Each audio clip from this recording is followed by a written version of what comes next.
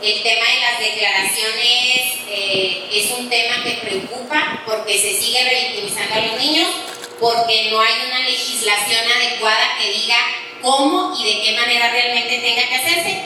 El protocolo lo dice, sí, pero el mecanismo en cómo lo vas a llevar a cabo, cómo se va a salvaguardar, no está legislado. Eso nos falta. Más allá de juzgar con perspectiva de infancia, veamos las leyes, revisemos las leyes. Lo puse en el post que hice el día de hoy. Si queremos niños felices y seguros, debemos de respetar sus derechos, las leyes y el debido proceso. Y para eso, pues debemos de regular lo que no está regulado. Muchas gracias. Licenciada María Cristina Vélez Cardoso, de verdad me dediqué 2-3 minutos para hablar aquí.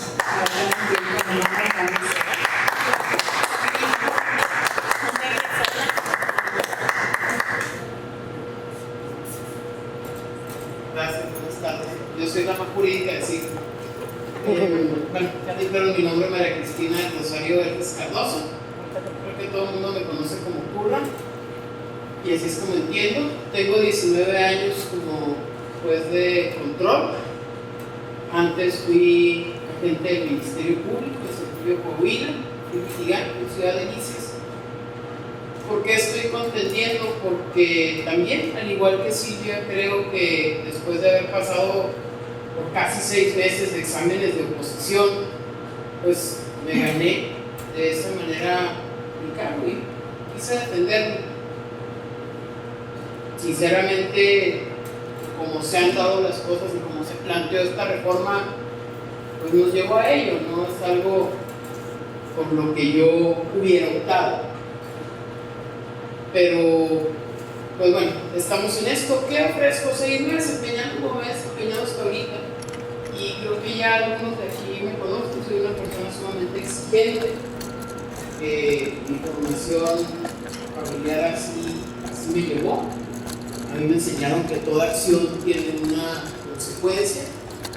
Soy muy disciplinada, porque mi abuela que me crió era disciplinada. Y soy una persona estudiosa, siempre me ha gustado estudiar, exijo exactamente lo mismo que doy. Como dijo Silvia, no puedo prometer alguna otra cosa, no puedo cambiar un proceso, no puedo cambiar una ley, no voy a vivir esa mentira. Lo único que ofrezco es seguir conociendo como lo he hecho hasta ahora, con suma honestidad, con sumo compromiso y responsabilidad, que es algo que tengo en alto. Maestra, relacionado con la misma pregunta, relacionado con este día del Niño, ¿considera usted que el marco legal que lo rige es el adecuado? ¿Se requieren mejores prácticas procesales para cumplir verdaderamente con lo establecido? ¿Qué cambiaría o qué propondría de cambio, de adecuación?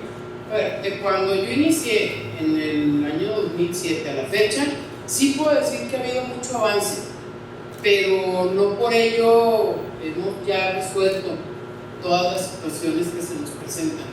Como lo hablábamos antes de iniciar esta sesión, como ya lo dijo la licenciada Padilla, creo que hay que legislar prácticas que se proponen en el protocolo de actuación de la Suprema Corte de Justicia de la Nación.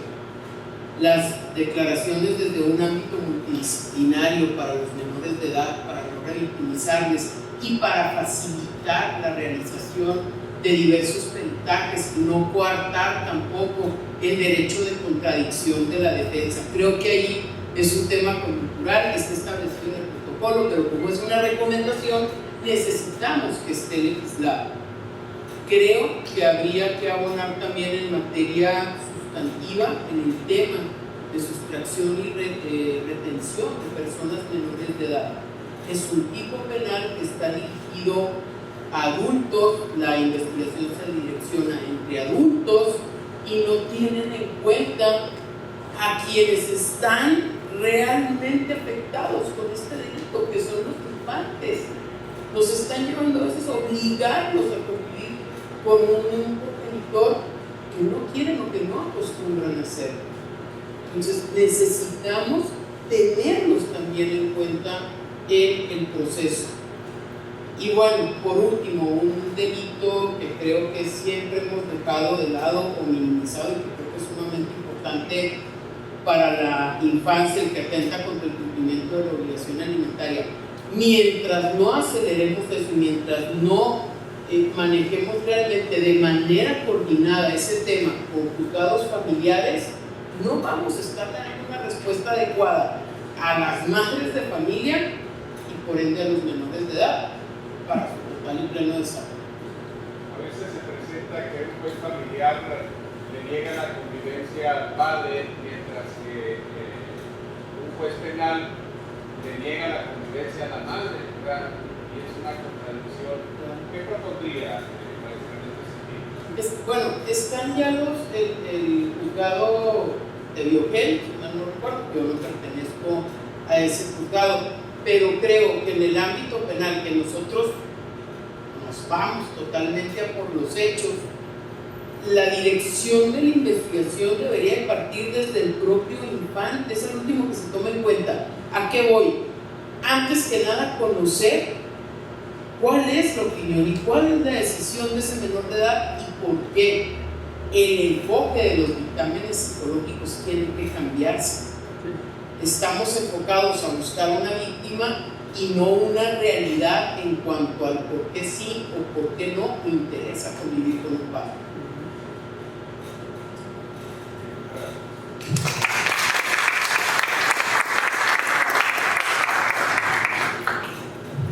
La licenciada Linda Georgina Regalado Porras. Hola, buenas tardes. Mi nombre es Linda Georgina Regalado Porras. Actualmente soy defensora penal pública.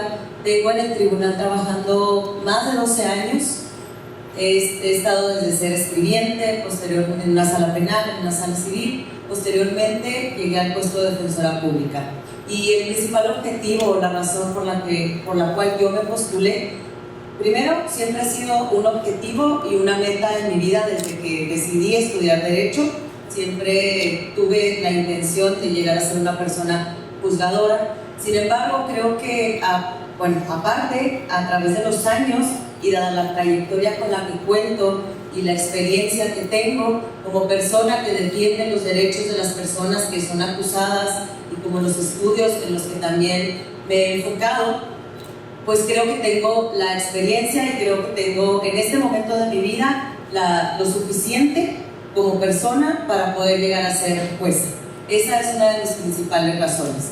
A lo largo de esta trayectoria he tenido la oportunidad de conocer de primera mano a las personas que se encuentran en situaciones de mayor vulnerabilidad, como son las personas que son imputadas o que son acusadas de un delito. Y en muchas ocasiones ellas también se convierten en propias víctimas del sistema y del gobierno. Entonces creo que esa es una de las principales razones. De hecho, la razón por la que decidí enfocarme en el derecho penal es porque creo que es la rama del derecho, para mí, que tiene la mayor cercanía con la ciudadanía. Y de igual manera, si bien considero, como dicen mis compañeras, pues no somos políticas y no venimos a dar propuestas de campaña, sin embargo, creo que lo que sí puedo decirles a las personas, a ustedes que me escuchan, si no me conocen o a los que ya me conocen, es que uno de los mayores objetivos que tengo, compromisos que tengo, si resulto ser electa como jueza, es seguir teniendo esta cercanía con la gente, como lo he hecho hasta ahora como defensora pública, porque en muchas ocasiones, más allá de tener que ayudarles con su asunto de manera técnica, de manera legal, más allá de todo ellos necesitan a alguien que los escuche. Y no únicamente que los escuche sobre el asunto que están pasando en ese momento, sino sobre el contexto de su vida, sobre el contexto de ese mismo asunto. Entonces ese es uno de mis principales compromisos. Asimismo, como seguir fortaleciendo la independencia judicial, que siempre creo que es una característica que he tenido. En ningún momento he pertenecido a ningún partido político, entonces creo que mis decisiones y mis pensamientos inclusive pues siempre son con base a derecho y a la realidad de los asuntos. Es decir, nunca he tomado determinaciones por algún interés político o por algún interés social, y esa es una de las principales razones por las que quiero seguir fortaleciendo esa independencia judicial. Claro, siempre pues también tomando decisiones con sensibilidad, con perspectiva de género, con la perspectiva de infancia y pues teniendo en cuenta a las personas que se encuentran en situaciones de vulnerabilidad. Asimismo, creo que otro compromiso que creo que sería muy factible si es que llego a ser electa, es que creo que la justicia debe ser para todos y para todas de manera igualitaria. ¿Y a qué me refiero con esto? Es que al momento de yo redactar mis sentencias, en muchas ocasiones los abogados utilizamos un lenguaje jurídico, le llamamos, pero sinceramente es muy difícil de entender. Para las personas, creo que en muchas ocasiones pues ni siquiera pueden entender la sentencia, o a pesar de que el juez se lo puede explicar, pues ellos se van con un papel en la mano y creo que para ellos leerlo es difícil. Entonces creo que eso también sería un compromiso mío, hacer sentencias que estén redactadas de una manera más fácil, porque creo que al salir de cualquier puerta, de cualquier sala de audiencia, una persona, para que en realidad se sienta que se hizo justicia, pues creo que lo principal es que entienda lo que el juez le dijo o lo que el juez le entregó. Entonces esos son de mis principales compromisos con la ciudadanía chihuahuense, igualmente con todos los compañeros que son abogados, y pues espero poder contar con su apoyo y mucho gusto. Gracias. Desde el punto de vista como defensora, actualmente considera que el marco legal es el adecuado. ¿Qué propondría incorporar tanto en lo sustantivo como en prácticas ahora en el beneficio de la niñez? Sí, muchas gracias. Bueno, como mencionaron anteriormente, creo que sí se ha avanzado en el marco jurídico de la protección de derechos de los niños, hablando de tiempo atrás. Sin embargo, creo que en la práctica no hay muchos vicios y hay muchas cuestiones que son muy irregulares. Considero que efectivamente al momento, y lo digo de manera muy objetiva, siendo y como defensora pública, porque en muchas ocasiones represento los derechos de personas que están siendo acusadas de delitos de índole sexual, por ejemplo, que es la mayoría y que es en contra de menores. Y en estas ocasiones, inclusive para la defensa, es complicado el hecho de llevar a cabo la declaración del menor al momento de contrainterrogar. Sin embargo, creo que si bien existen, por ejemplo, aquí en Chihuahua existe una sala especializada llamada SATCO, en la que se supone que tiene esa protección o cumple con los lineamientos para la protección de los derechos de los niños, niñas y adolescentes, y que inclusive no se le llega a revictimizar, lo cierto es que no se utiliza para ese fin, porque creo totalmente que cuando existe una denuncia de un menor de edad, lo primero que se debe hacer es llevarlo a esa sala y que sea esa primera declaración y única declaración la que debería llevarse a cabo en todo el asunto. Lo cierto es que no sucede, y ese es un mal vicio, porque fundamento y ya existe, inclusive, pues sí existe, pero no lo hacemos o no nos ponemos de acuerdo, tanto fiscalías, tanto tribunal e inclusive el Instituto de Defensoría o defensores particulares. Entonces creo que sí va mucho de la mano, porque como abogada creo que la protección de los derechos de los niños no únicamente es respecto a los que trabajamos respetando sus derechos o protegiendo sus derechos, sino a toda la sociedad, porque a toda la sociedad tenemos la obligación de cuidar por su salud, por su bienestar, y para que ellos crezcan en una mejor sociedad, pues a todos nos conviene. Ellos son el futuro de nuestra sociedad. Entonces considero que sí nos falta mucho por avanzar, totalmente en la práctica más que en lo jurídico. Muchas gracias. Pasamos ahora al área de lo familiar. Licenciado Pablo Carmona Hernández, por favor, juez familiar. Muy buenas tardes. Primero que nada, agradecer por la invitación, por brindar el espacio para darnos a conocer. Yo soy Pablo Carmona Hernández.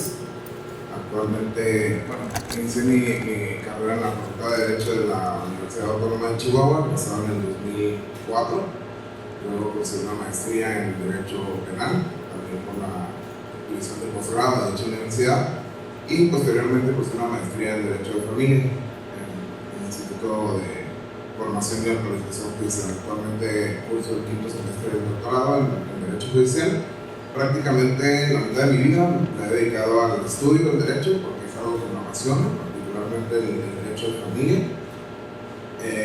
Me desempeño como juez familiar por audiencias desde hace más de 9 años y he estado en contacto de manera directa con la problemática social que aqueja actualmente en nuestro estado, y me parece que hay varias áreas de oportunidad que tenemos que poner especial atención como desde el ámbito de la impartición de justicia. He decidido avanzar en esta carrera judicial que tengo desde el inicio. Es una carrera judicial completa, desde el expediente, pasando por todos y cada uno de los procesos que hay hasta llegar a juzgador de primera instancia, y creo que tengo muchas cosas que aportar de manera directa en la profesión de justicia en una sala. Además, el dedicar mi vida tanto al estudio como a la práctica del derecho me conlleva también a tener una sensibilidad y una visión de protección desde una visión muy humanista, y sobre todo de protección a los derechos de la infancia. Maestro, pues, considera, la misma pregunta, ¿considera que el marco legal que rige su actuar en beneficio de niños, niñas y adolescentes es el adecuado? ¿Sugeriría algo dentro de sus prácticas, dentro del marco legal? ¿Cuáles serían? Creo que el marco legal, como comentaban mis compañeras, es digno de ser perfeccionado. Siempre debemos de abordar las problemáticas actuales. El derecho nunca va a estar a la par de las necesidades sociales, pero creo que sí el protocolo de actuación, que no quiero invadir esferas competenciales en cuanto a materias, pero en materia familiar sí es vinculante porque lo establece el Código Procesal, establece las directrices y los lineamientos necesarios para llevar a cabo el abordaje en aquellos casos que deben intervenir niñas y adolescentes. Creo que lo que tenemos que trabajar, partiendo desde ese punto, es en la preparación, en la capacitación para las personas que imparten justicia en materia familiar. Tenemos que ir con una conciencia de que analizar las cosas desde un adultocentrismo nunca va a conllevar a identificar las necesidades de los niños, niñas y adolescentes. Ellos, por estar en esta etapa de desarrollo en todos los sentidos, no ven las situaciones de la forma en la que la vemos nosotros como adultos, de forma compleja. Ellos son de una manera como más estructurada, más desde su particular punto de vista, desde sus zapatos, y no analizan complejidades. Entonces, si nosotros como adultos no entendemos eso, no vamos a poder emitir una sentencia en la que se aborden las necesidades de la niñez de manera adecuada. Muchas gracias. Compañeros, si alguien tiene alguna pregunta, vamos a poder tener oportunidad de cuestionar a nuestros invitados. Permítanme. Familiar el licenciado Ángel Gerardo Ontiveros Hinojos, por favor. Hola, buenas tardes a todos y a todas. Por lo mucho no me conocen, yo sí los conozco a todos, cada uno de los que están aquí presentes, tanto funcionarios como litigantes, los conozco a todos. Pero para los que no me conozcan, soy Ángel Gerardo Ontiveros Hinojos, juez del Tribunal Especializado en Medidas de Protección y Rectificación de Inmunidad de Actas del Estado Civil del Estado. Está muy largo el nombre, pero bueno. Tengo 31 años, en febrero cumplí 31 años ya de carrera judicial, empezando también desde ministro ejecutor. Bueno, previo a tener mi carrera judicial ya como empleado del Poder Judicial, hice mi servicio social y mis prácticas en un juzgado penal. En un principio mis intenciones era dedicarme a la vía penal, lo que pasa es que las circunstancias a veces no son las que esperaba y las circunstancias lo llevan. Después me apasioné por la materia familiar y tengo 25 años de carrera judicial dedicados única y exclusivamente a lo que es la materia familiar. Aparte de que soy egresado de la UACH de la carrera de Derecho, he tomado todos los cursos, diplomados, todo lo habido y por haber en el INFORAC, en varias instituciones, todas cursos y diplomados relacionados con la materia familiar. Me apasiona la materia familiar, me apasiona el derecho.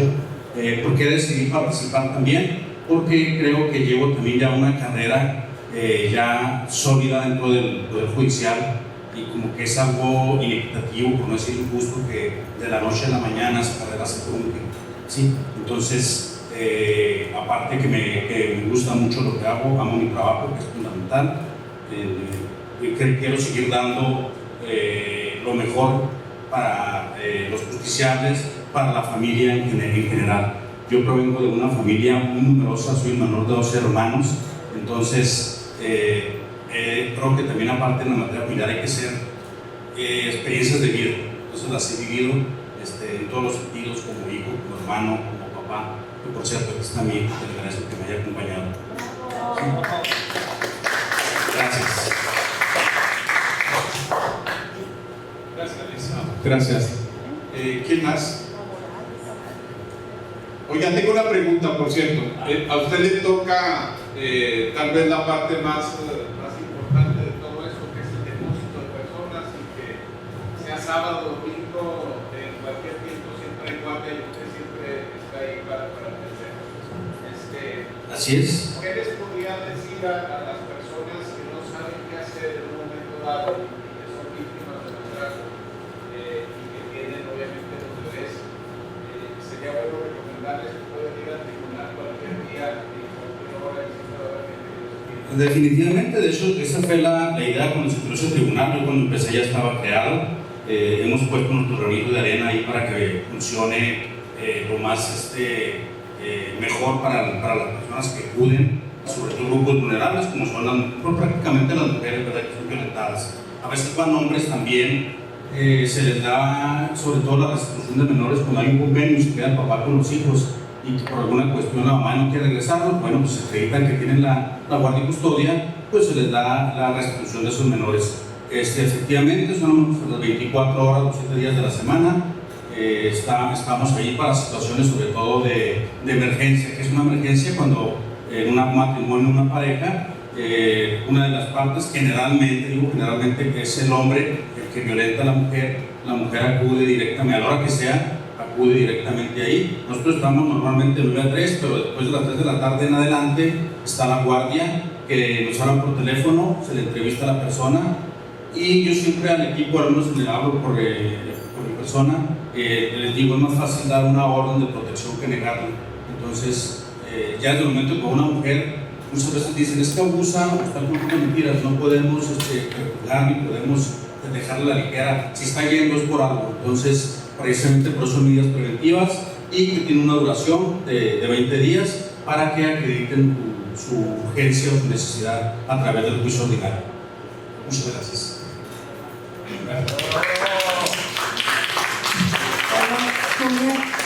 Julia, se retiró el licenciado Javier Torres Pérez, ¿verdad? Sí. Licenciado Diego Vera, tú eres candidato a... ¿Quieres ser juez familiar? Adelante. ¿Qué tal? Buenas tardes, me presento, soy Enrique Goliel Vera Ceballos, soy compañero abogado egresado de la Facultad de Derecho, tengo experiencia en el litigio, estuve precisamente ahí con la licenciada Alba Flores, con el licenciado Ernesto Avilés, y me tocó tener primero esa experiencia desde el litigio. Vas conociendo como que la parte muy interesante porque tienes una cercanía con las personas. Hice mi servicio social en un tribunal y como que tienes también esa experiencia, pero no igual como cuando eres litigante. Me apasioné de la materia familiar precisamente cuando estuve ahí en el despacho. Actualmente me desempeño como servidor público en la Auditoría Superior del Estado, y ahí es donde he desarrollado la vocación de servicio, el entender que el servicio público pues esa es la posibilidad de poner a disposición de las personas lo que sabemos y lo que somos. Y actualmente pues estoy estudiando la maestría en Derecho Judicial de la Familia, precisamente ahí en el INFORAC, y pues por estas razones en las que decidí participar, aunado a que desde antes yo había tenido una intención y la visión de en algún momento participar, que evidentemente pues ya en el Estado ya se podía participar como externos, como litigantes o como cualquier otra persona, no necesariamente con carrera judicial, únicamente cambiaba el método de selección, pues aquí estamos participando en este momento. Muchas gracias.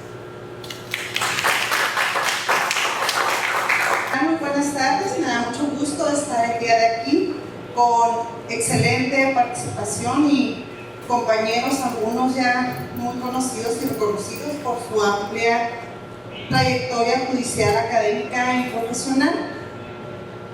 Para los que no me conocen, mi nombre es Yasmira de Jesús Chavira Muriel, actualmente jueza de primera instancia en materia laboral.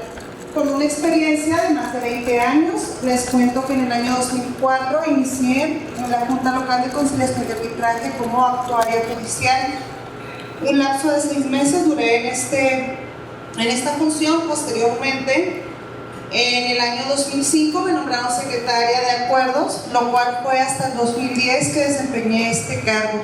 Del 2010 al 2018 fui abogada litigante especialmente o específicamente en la materia laboral. También en ese lapso fui maestra o bien catedrática de la Universidad Regional del Norte, impartiendo la materia de Derecho del Trabajo. Del año 2018 al 2021 formé parte del Poder Legislativo como asesora jurídica. Y del 2021 al 2022 tuve la oportunidad de implementar el Centro Federal de Conciliación y Registro Laboral. Fui la encargada de este centro por el lapso de 1 año. Y al momento de que iban a ser inauguradas esas instalaciones, que gran trabajo nos llevó en realizarlo orgullosamente, pues no pude estar ahí, ya que en ese momento estábamos en el evento del Poder Judicial del Estado de Chihuahua, toda vez de que fui de las primeras 5 mujeres en el Estado en acreditar, contar con la experiencia, capacitación y profesionalización para desempeñar el cargo. Primeramente se nombraron 5 jueces que por la paridad pues fueron primero 3 mujeres y 2 hombres. Subsecuente a los 45 días fui nombrada jueza de primera instancia en materia laboral con inscripción en Ciudad Juárez y retorné a mi tierra natal 11 meses después, ya quedándome aquí como jueza de primera instancia en materia laboral. Esta implementación nos ha traído no solamente a los funcionarios juzgadores un amplio crecimiento y enseñanza, sino en beneficio de toda la sociedad, ya que hemos dejado de invisibilizar a las mujeres embarazadas, a las empleadas domésticas, a los menores de edad, siendo el término correcto a los niños, también a los grupos vulnerables, personas con discapacidad y personas de la tercera edad. Y digo, hemos dejado de invisibilizar porque desafortunadamente no es que antes no existieran estas leyes a favor, no es que antes no existieran pues lineamientos en pro de estos grupos. Efectivamente sí hubo reformas, tratados y convenios a efectos de visibilizar estos derechos. Sin embargo, antes pues el sistema de impartición de justicia tenía deficiencias que al día de hoy se han implementado precisamente para impactar en la sociedad y garantizar todos y cada uno de los derechos laborales que desafortunadamente se encontraban vulnerados e invisibilizados no solo por la sociedad, sino también por la impartición de justicia. De una manera muy resumida, les cuento parte de mi trayectoria, preparación académica y experiencia profesional, reiterándome a sus órdenes, no sin antes decirles que estoy para servirles, que creo que esa es mi primera función, no solo como funcionaria judicial, sino como ciudadana. Muchas gracias.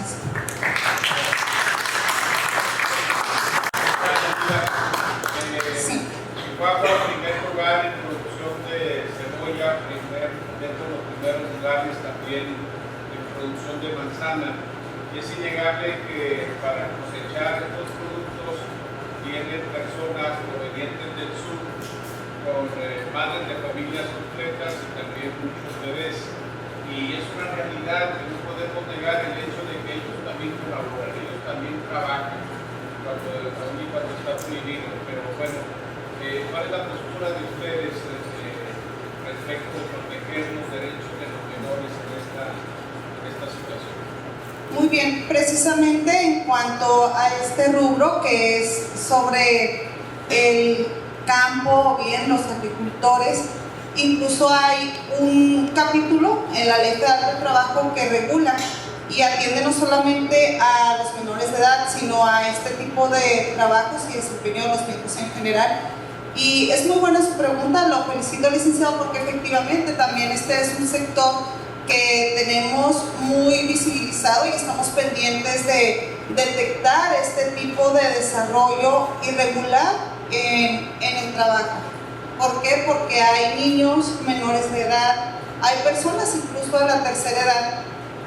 Y atendiendo a esto, nosotros para poder impactar la ley, pues ¿qué es lo primero que necesitamos? Tener conocimiento de este tipo de hechos.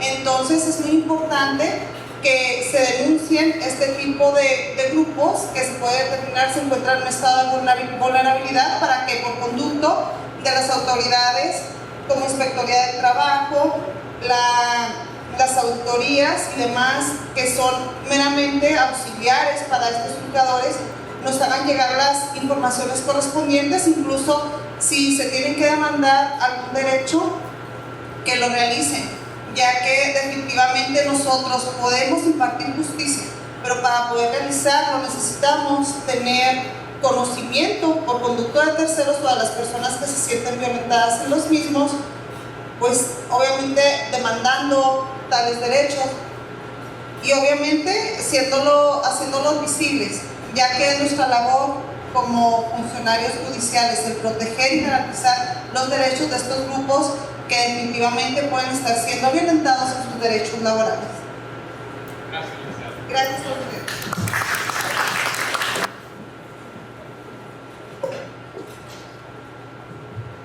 Bueno, mi nombre es Karina Clementina Rodríguez Rascón, soy juez laboral en funciones en este distrito judicial de Morelos. Pues hablándoles un poco de mí, pues mi vida, trayectoria profesional, la he desempeñado en esa materia, donde ahorita funjo y ejerzo mi profesión. Duré 25 años en los anteriores tribunales laborales que todavía operan, las juntas de conciliación y arbitraje. Luego de la reforma al sistema laboral en el 2017 constitucionalmente y ya la reforma de la Ley Federal del Trabajo en el 2019, se pasa la materia laboral al sistema judicial y a una serie de tratados internacionales, obviamente, tratado del TECME, donde se exige a México, obviamente, ciertos parámetros y entre uno de ellos el pilar de CES, materia laboral, sale de sede administrativa, pasa a sede judicial, se hacen obviamente las preparaciones, todo un andamiaje en cuanto a hubo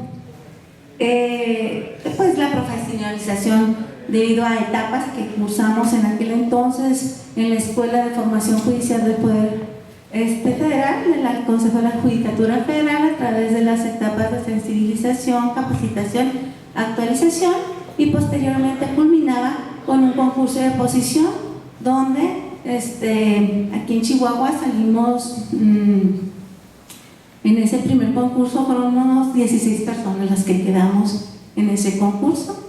Fueron, como decían mis compañeros, mi compañera anteriormente, mi compañera en materia laboral, 5 jueces. Entre esos 5 jueces pues me encuentro yo en la suscrita y otros compañeros. Posteriormente ya ingresaron más juzgadores. Y bueno, pues me ha permitido ser sensible en esta materia, pues toda, como les digo, mi vida profesional ha sido en esta materia y he recorrido, pues, mi experiencia les ofrezco a empleadores y empleados. Me ha tocado resolver cientos y cientos de asuntos toda mi vida, resoluciones judiciales en materia laboral, pues me he permitido, obviamente, esa cercanía con los sectores, ¿verdad? Ser sensible a la materia, al conocimiento, al desempeño y pues me encanta mucho también arreglar asuntos laborales porque pues eso es algo que es mi vida, eso es lo que me he formado, ¿no? ¿Qué más les puedo decir? Bueno, también tengo un posgrado en lo que fue la Facultad de Filosofía y Letras, estoy en el curso de titulación en una maestría de educación superior y bueno, también soy especialista en Derecho Laboral debido a toda esta formación que tuvimos que transitar, ¿verdad? En el nuevo sistema, o sea, el viejo sistema, el nuevo sistema y actualmente también cursando una maestría en el Inforal para la materia de trabajo. Y pues bueno, esa soy yo. Gracias. Chihuahua es ahora centro de recepción de migrantes y muchos de ellos se quedan temporalmente en Chihuahua capital o en la zona limítrofe con Estados Unidos porque no lograron pasar o por situaciones y ellos desean incorporarse en la actividad laboral productiva. Sin embargo, muchas de las veces no tienen el permiso o se les dificulta y esto es aprovechado también, no siempre, pero en algunas ocasiones por los patrones, no le pagan lo que debe de ser. ¿Cómo visualizan ustedes esta situación y sobre todo qué es lo que están haciendo ustedes como juzgadores? Bueno, en cuanto a esta situación, ya sabemos que es mucho la precarización en el derecho laboral, la informalidad en materia laboral ha sido un problema que ha estado latente desde el viejo sistema hasta el nuevo sistema, ¿verdad? Ahora, como mencionábamos, pues haciendo tomando en cuenta la convencionalidad, los convenios, los tratados, visibilizar precisamente esos grupos vulnerables es bien importante porque ya no es muy fácil ahora para un patrón negar una relación de trabajo porque hay muchas maneras de poder visibilizar esas situaciones y darles un principio de realidad. ¿Y qué quiere decir esto? Un principio de realidad lejos de algo contractual, ¿verdad? Existe, de hecho en la materia de trabajo se dice que hay una relación laboral, existe o no un contrato de trabajo, mientras que quien presta un servicio ya sea intelectual o material y a quien se lo preste exista, ¿verdad? Una remuneración, hay una relación de trabajo aunque sea sin un contrato y eso es lo que nos obliga ahora el principio más latente ahora de realidad en estar viendo ese tipo de situaciones porque haya contratos o no haya contratos, visualizándose estos elementos tendrían derecho a como cualquier persona dentro de la Ley Federal del Trabajo, es decir, a las prestaciones laborales si son empleados. Entonces hay que visualizar a esos grupos vulnerables y hay que quitarnos esos ojos para ver y ponernos los lentes de la perspectiva para precisamente proteger esos derechos, que es lo que nosotros en el artículo 1 constitucional como autoridades y juzgadores pues se nos exige hacer como autoridades. Maestra, otra de las cuestiones, sabemos que un gran número de los empleos que se generan aquí en Chihuahua son de las maquiladoras. Claro, ya son excepción, pero todavía se presentan casos en donde además de solicitar la forma de solicitud de empleo, tienen que presentar un formato de estado de no gravidez. ¿Ha llegado usted le ha llegado a su tribunal este tipo de situaciones y cuál sería el consejo suyo? No me ha tocado en sí de que llegue la situación específica con una petición de que reclamen de que se les solicitó por el empleador un estado de gravidez, pero sin embargo hemos tenido bastantes asuntos con situaciones de personas, mujeres embarazadas y obviamente ahí la protección es reforzada. Haya renuncia o no los estándares para la valoración de las renuncias en mujeres embarazadas, pues son de los categorías sospechosas y ahí no hay más. Tendría que pasar un estándar muy reforzado habiendo una renuncia para que fuera válida. Y pues efectivamente la mayoría de los casos, yo lo que les recomiendo obviamente a los empleadores, hay mujeres embarazadas, pues entonces tomen todas las precauciones para que si es efectivamente una separación voluntaria, haya elementos suficientes, no nada más la renuncia y un finiquito dentro del expediente, sino pruebas objetivas que nos hablen, vinculadas a esos otros elementos de que efectivamente esa separación fue voluntaria, si no, sabemos la respuesta. La protección es reforzada y no va a ser suficiente la renuncia en el finiquito para obtener una sentencia absolutoria para el patrón. Muchas gracias. No, de nada.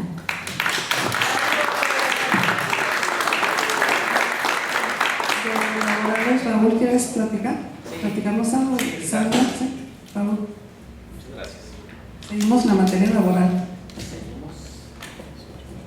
Gracias, licenciada Alba, a todas las personas que integran este colegio, Jorge Mascules Pérez, por la amable invitación esta tarde, y a todos los amigos y amigas que están aquí. No quiero aburrirlos mucho, les voy a platicar que en este caso yo vengo pues como su amigo. Mi nombre es Raúl Alberto Gómez Ángel. Yo soy una persona que jamás en su vida soñó con que podía ser juez. Yo no tengo herencias, yo no tengo contactos relevantes, y sin embargo pues lo logré, soy la prueba de ello. ¿Qué les puedo platicar muy brevemente? Trayectoria académica. Egresé de la Facultad de Derecho de la UACH en el año 2004, soy el primer promedio de mi generación, tengo una especialidad en Derecho del Trabajo y Justicia Laboral, tengo una maestría en Procuración y Administración de Justicia, estoy por concluir una maestría en Derecho del Trabajo. En cuanto a mi trayectoria profesional, bueno, pues estuve en el ámbito del litigio laboral durante 6 años, he sido consultor durante 2 años, he sido mediador desde hace 10 años, fui juez menor mixto en el municipio de Ascensión, Chihuahua, 4 años, y desde el 3 de octubre del 2022 me desempeño como juez en materia laboral. Soy el primer promedio en calificación en la lista de varones a nivel estatal en el primer concurso, y estoy muy contento de estar aquí con todos y todas ustedes. Muchas gracias.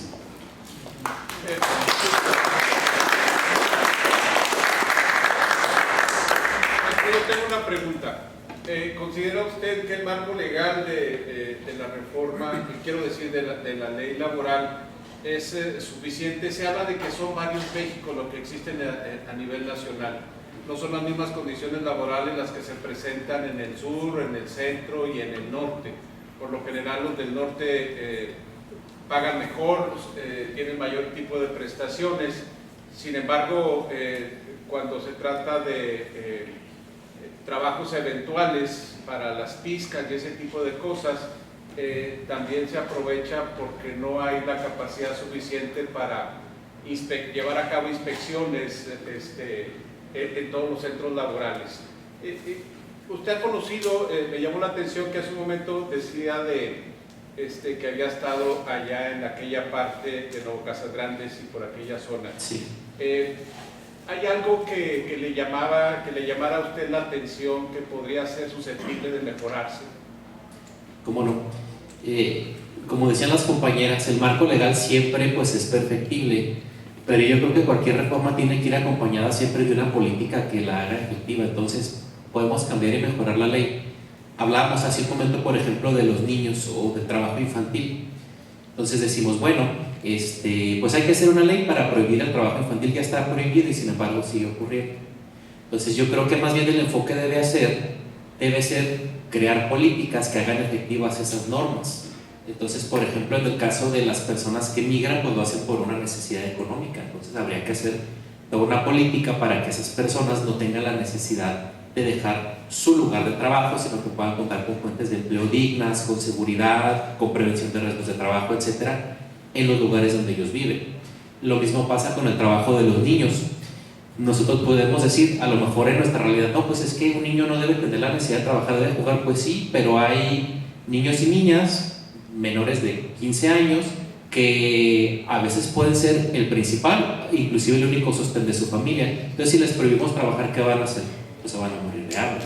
Entonces, naturalmente, aparte de mejorar esas normas, creo que se debe trabajar mucho en esa cuestión, en mejorar la política y crear las condiciones para elevar la calidad de vida, la educación de las personas, la dignidad, para que a través del desarrollo de sus propias habilidades y con los recursos que se les proporcione, pues puedan salir de esas brechas de pobreza, superarse, y entonces la función del Estado sea de mínima intervención, solo de carácter excepcional, y que no sea la principal vía o principal enfoque la sanción, sino evitar que ese tipo de cuestiones se den. Eso es lo que yo le podría compartir en cuanto a esos temas. Muchas gracias. Muchas gracias.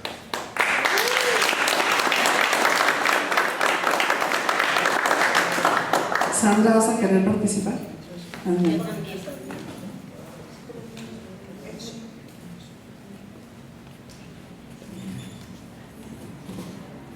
tardes, me presento, soy Sandra Elizabeth Rodríguez Osaeta. Yo tengo experiencia en materia penal. Inicié como prestando el servicio social en la Defensoría Pública y empecé como meritoria en la Fiscalía. Ahí en la Fiscalía estuve también como defensora pública. Estuve como Ministerio Público, ahí duré aproximadamente 17 años en la Fiscalía. De ahí me fui a la Defensoría Pública Penal, aproximadamente ahí duré 8 años como defensora pública. Siempre pues he tratado de estarme actualizando y capacitándome porque pues esa es una materia muy sensible que tratamos con las personas directamente, tanto me tocó tratar como con víctimas como con ofendidos e imputados. Entonces, pues conozco la materia penal desde los 2 puntos de vista. Siempre he tratado de buscar el fondo de las cosas y hacer las cosas de la mejor manera posible, imparcialmente, de que siempre se hagan pues las cosas de manera justa. Estoy participando porque a mí me interesa pues el seguir poniendo mi granito de arena pues para que las cosas sean mejor y se puedan realizar de la mejor manera posible, que se respeten los derechos humanos de las personas, que se respete el debido proceso. Cuento con una maestría en gestión de sistemas de seguridad pública, cuento con la especialidad en el sistema penal acusatorio, cuento con la especialidad en el sistema integral de justicia para adolescentes y pues estoy haciendo mi tesis para poderme titular en un doctorado de Derechos Humanos. Licenciada, pues inició su actividad muy temprano, está usted muy joven y tiene mucha experiencia. Yo quisiera preguntarle respecto de su opinión. Se habla de que son 300 carpetas las que lleva cada agente del Ministerio Público. Sin embargo, hay quienes afirman que son más de 500 y eso materialmente y humanamente es imposible. De estar en sus manos, ¿qué sugeriría usted que se pudiera hacer para mejorar la calidad del servicio que se presta? Porque bueno, la Fiscalía muchas veces como primer respondiente es el que conoce, integra y finalmente presenta ante el juez algún asunto. Bueno, es que efectivamente en la Fiscalía pues falta mucho personal que pudiera dar efectivamente una atención debida a las personas. Muchas veces me tocó ver de que llegan las personas, ponen sus denuncias, sus querellas, pero como el trámite sí es tardado, lo dejan de lado y ya no regresa. Entonces pues ahí es donde también pues se da la impunidad. Y además, bueno, la Constitución establece que los defensores deben de ganar salario igual a los defensores. ¿Por qué no entenderla a contrario sensu, no? Así es. Incluso pues los horarios son diferentes. Sí, los ministerios públicos pues son todo el día y toda la noche, están a disposición todo el día, claro. Muy bien. Gracias.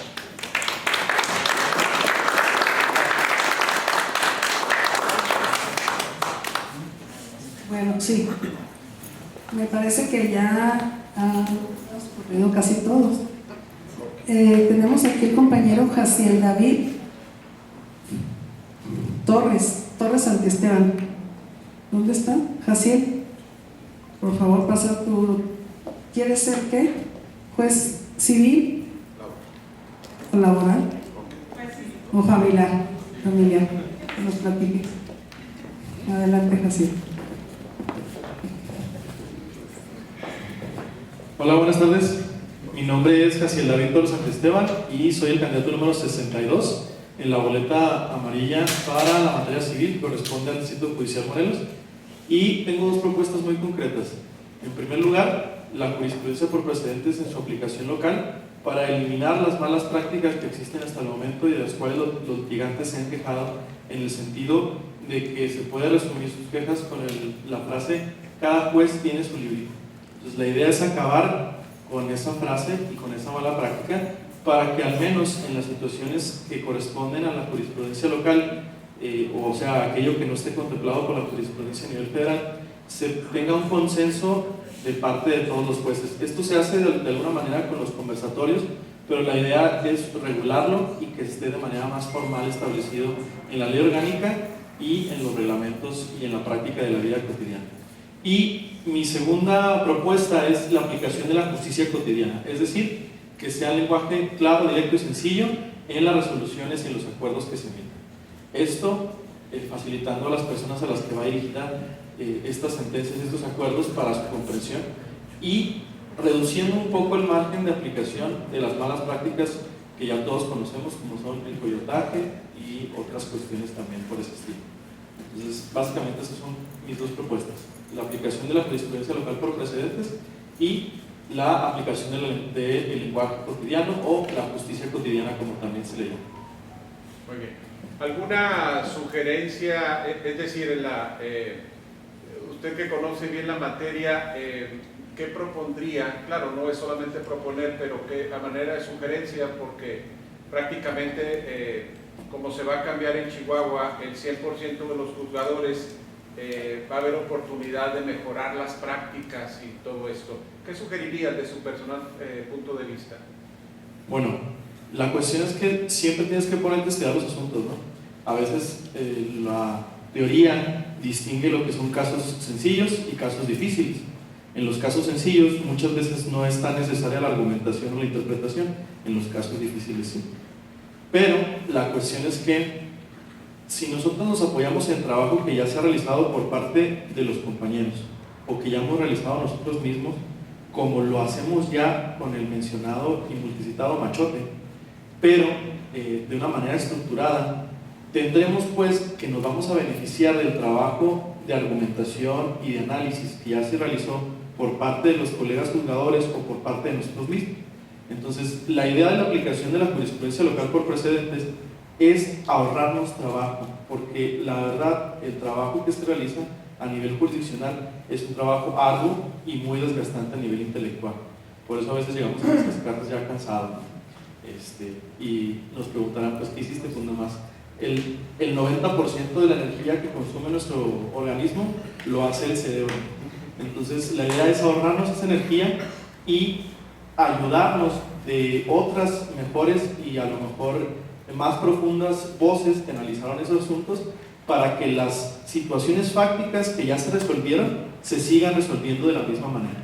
Y solamente en aquellas situaciones en las que haya una justificación verdaderamente pues razonable para no aplicar ese precedente, pues cambiar o distinguir la aplicación de la ley. Ese sería. Muchas gracias. Muchas gracias.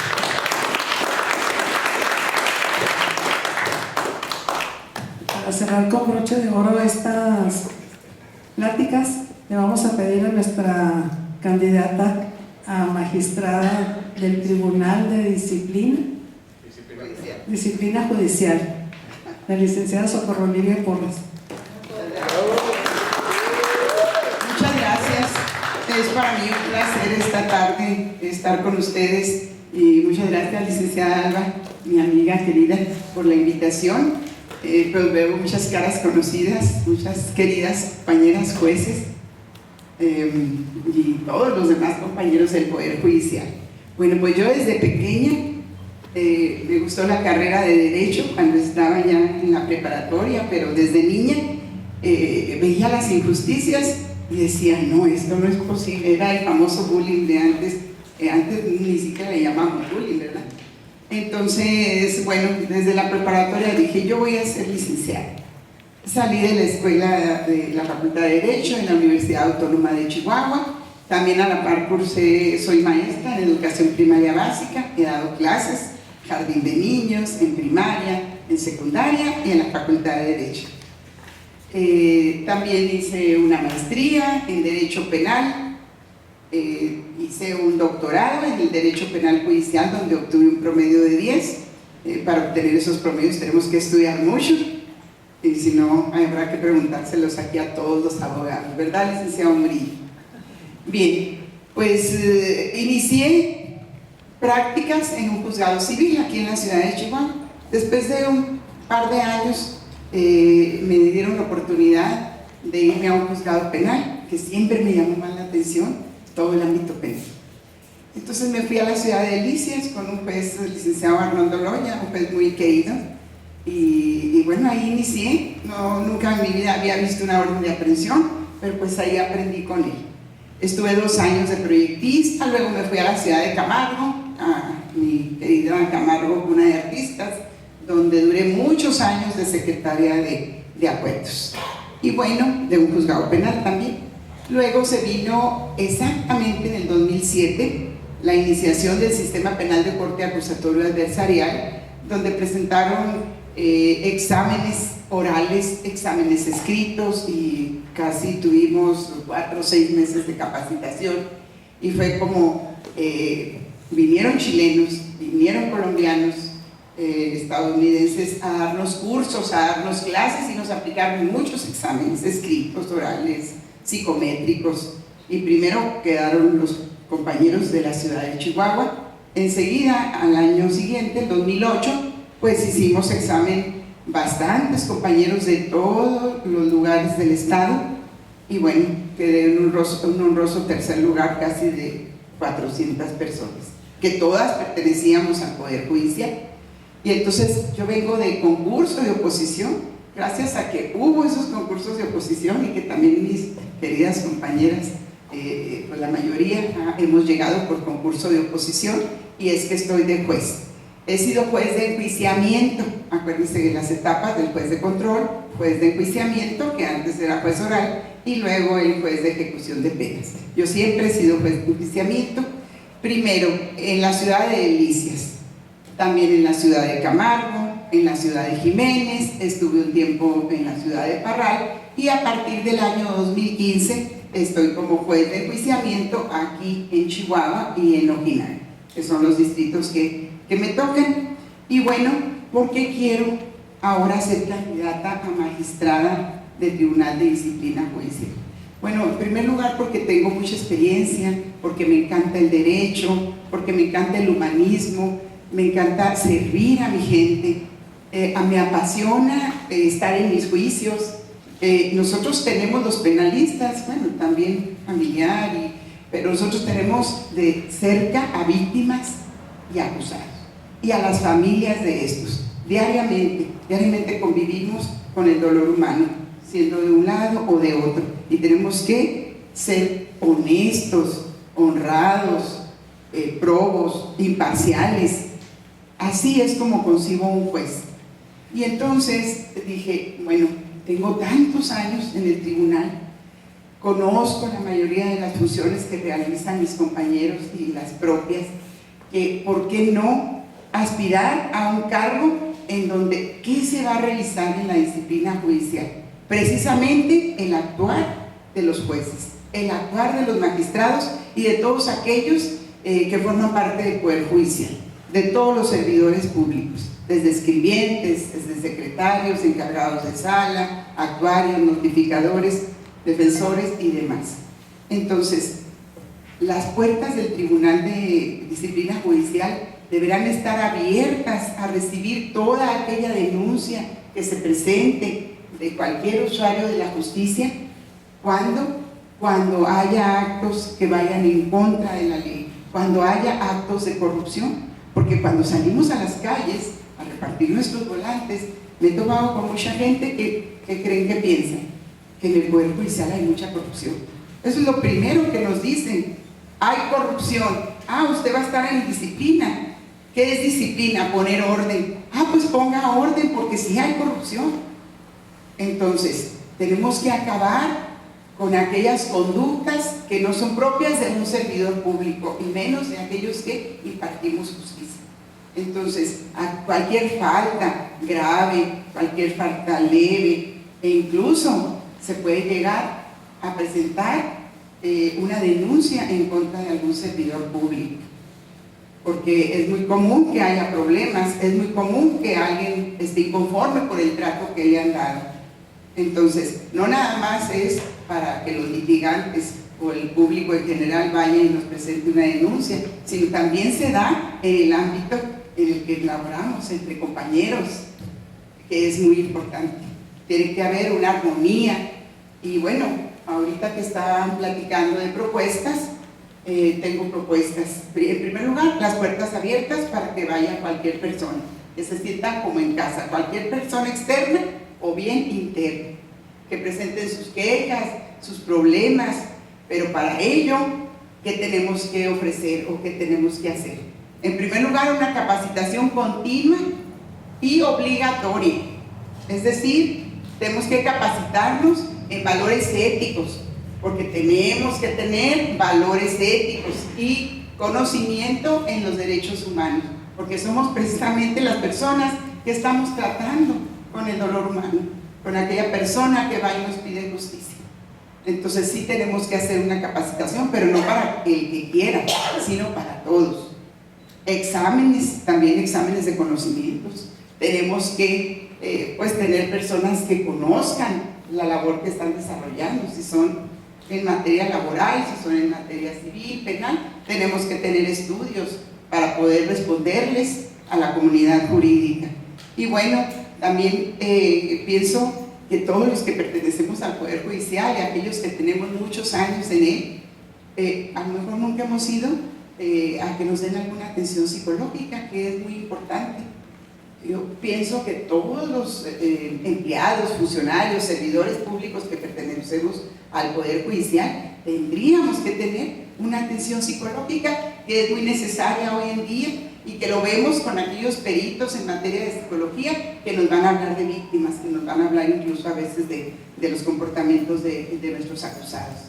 Entonces hay muchas cuestiones que hacer, y quiero también decirles que tengo el perfil para esta materia de disciplina judicial. ¿Por qué? ¿Qué va a hacer un miembro de disciplina judicial? Va a juzgar. ¿Qué va a juzgar? La actuación de un juez, la actuación de un magistrado, la actuación de un secretario. ¿Y cómo lo va a hacer? Pues es alguien que sepa juzgar. Y los que somos jueces sabemos juzgar. Tenemos años juzgando. Aquí está Curra, que tiene muchos años, un año más que yo, de juez. Y es lo que sabemos, es nuestro trabajo diario. Y lo hacemos con amor, lo hacemos con pasión, lo hacemos con conocimiento. Porque un juez debe ser valiente, debe tener templanza y sobre todo ser imparcial al momento de juzgar. Y qué mejor que una persona que ya sea juzgadora y que conozca a sus compañeros y que conozca cuál es la labor que cada uno de sus compañeros del Poder Judicial esté desempeñando. Yo los invito a que este 1 de junio vayan y voten, que revisen los perfiles y que prefieran y que vean a las personas que somos ya del Poder Judicial, que nos hemos mantenido desde que salimos de la escuela y nos hemos dedicado a esta función jurisdiccional por amor, porque crean lo que no es un horario de 9 a 3, para nada, es un horario de todo el día. Llegamos a nuestras casas y en la noche hacemos las resoluciones por largas horas.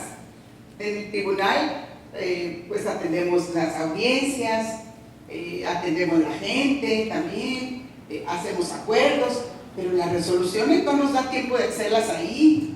Tenemos que hacerlas en nuestros domicilios, en nuestras casas, y las hacemos con amor. Yo en particular le tengo mucho cariño al Poder Judicial. Es una gran institución y tiene grandes hombres y grandes mujeres ahí.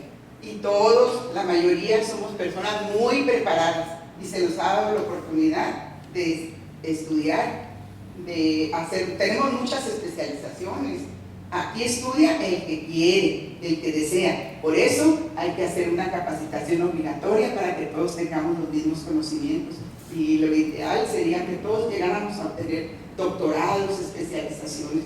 Eso es lo que yo de alguna manera propongo, salvo la pregunta que me quiera hacer mi amigo el licenciado Ernesto. Gracias. Doctora, una de las cosas que se ha comentado mucho respecto de los integrantes de la disciplina judicial que van a vigilar el trabajo de los jueces y de prácticamente todos los funcionarios. Aquí, pues, uno de los requisitos que se antoja pensar es de que necesariamente tienen que ser juzgadores quien vigile el trabajo o entiende el trabajo de los juzgadores, como que otra persona que no haya tenido ese antecedente le resultaría muy difícil y tal vez no tendría el bagaje jurídico necesario para entenderlo si no lo ha vivido en carne propia. Bien, pues precisamente es lo que considero y es lo que les pido que piensen, que analicen, que revisen perfiles, porque es precisamente quién va a juzgar a un juez, a un magistrado que tiene una denuncia. Pues alguien que sepa juzgar, alguien que esté dentro, alguien que conozca cuál es el papel que desempeña ese juez, cuál es el papel que desempeña ese servidor público. ¿Por qué? Porque si viene alguien que no tiene conocimiento ni siquiera de la función de un juez, ni siquiera de la función de un notificador, de un defensor penal público, pues no va a poder realizar el trabajo como debe de ser. No va a poder apegarse a los derechos humanos y a los valores éticos. Por eso es muy importante darles primero a todos nuestros compañeros, a todos nuestros servidores públicos las herramientas. ¿Cómo? A través de capacitaciones, a través de programas que sí los tenemos en el INFORAC, de estudios diferentes. Entonces, teniendo todo eso, entonces ahora sí, si alguno incurre en una actuación indebida, contraria a la ley, pues tendrá que ser procesado, tendrá que ponérsele alguna falta y que la ciudadanía lo vea. Sobre todo, tiene que haber mucha transparencia en el Poder Judicial, porque la reforma se pretende que haya cercanía a la gente. En mis recorridos, pues me he topado con que no saben quién es un juez, nunca en su vida han visto un juez, menos un magistrado, no saben la función que realiza, y eso es muy importante, que ahora la gente pues esté cercana y que se acerque sin ningún temor, para que nosotros les brindemos una atención como se merece y con el debido respeto a sus derechos. Otra cosa importante de llegar a la magistratura, ¿cuál sería? Bueno, si le pregunto desde este momento, alguien decía que las mejores sentencias no son aquellas que se redactan en la soledad del despacho del juzgador, sino aquellas en donde intervienen en el debate tanto el fiscal, en el caso penal, como el defensor. En este caso, el INFORAC, la escuela judicial, pues ha formado, como en su caso, hasta el doctorado. Sin embargo, hay una diferencia entre la preparación de ustedes como funcionarios y la de los litigantes, nosotros. Entonces, ¿cuál sería su postura respecto de poder abrir esa capacitación para los abogados litigantes como integrantes del foro jurídico local? Bien, pues en efecto tenemos una escuela judicial que tiene un nivel académico muy bueno, muy alto, y pues sería un poco egoísta que la institución únicamente nos esté capacitando, nos esté brindando estudios superiores. Pienso que tendría que abrirse el abanico de alguna manera para que también los abogados postulantes, que son quienes hacen uso precisamente de la justicia, pues estén a la par, ¿verdad? Sí hay mucha oportunidad para defensores particulares para que estudien en diferentes escuelas. Sin embargo, pues la escuela judicial tiene una oferta educativa muy importante. Nosotros hemos tenido maestros muy brillantes, locales y nacionales e incluso extranjeros, y entonces sería un desperdicio en no compartir con todos aquellos litigantes que quisieran hacerlo. Pienso que sí se debería, impugnaría para que se lograra esto con todo el éxito y que también ellos, quien quisiera, tuviera la debida oportunidad. Muchas gracias, maestro.